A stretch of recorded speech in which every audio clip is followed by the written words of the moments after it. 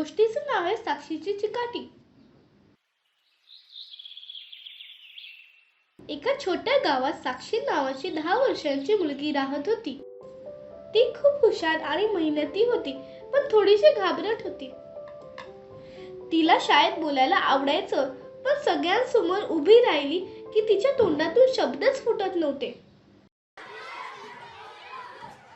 एके दिवशी तुम्हाला माहिती का मुलांना काय झालं? शिक्षकांनी सर्वांना सांगितलं, उद्या भाषण स्पर्धा आहे. ज्याला कोणाला भाग घ्यायचा असेल त्याने नाव नोंदवावे.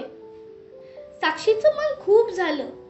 तिला माझं स्वप्न आहे सगळ्यांसमोर बोलायचं असं वाटलं, पण मनात भीती, मी चुकली तर सगळे हसतील. घरी गेल्यावर तिने आईला सांगितलं.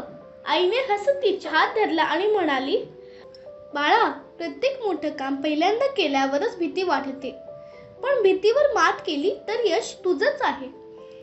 या रात्री साक्षीने आरशासमोर उभी राहून भाषणाचा सराव केला.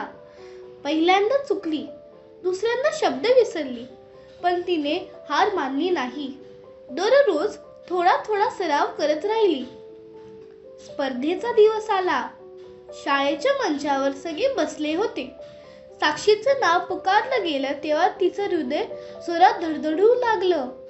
पण तिने डोळे मिटले आणि आईचे शब्द आठवले, मी घाबरत नाही, मी करू शकते. ती मंचावर गेली.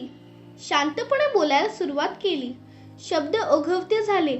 चेहऱ्यावर आत्मविश्वास होता. संपूर्ण वर्ग तिचं भाषण ऐकत होते.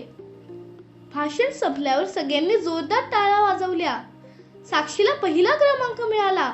ती धावत जाऊन आईला मिठी मारली. आई म्हणाली, पाहिलंस ना बाळा, भीतीला हरवलं कीच यश आपोआप येतं.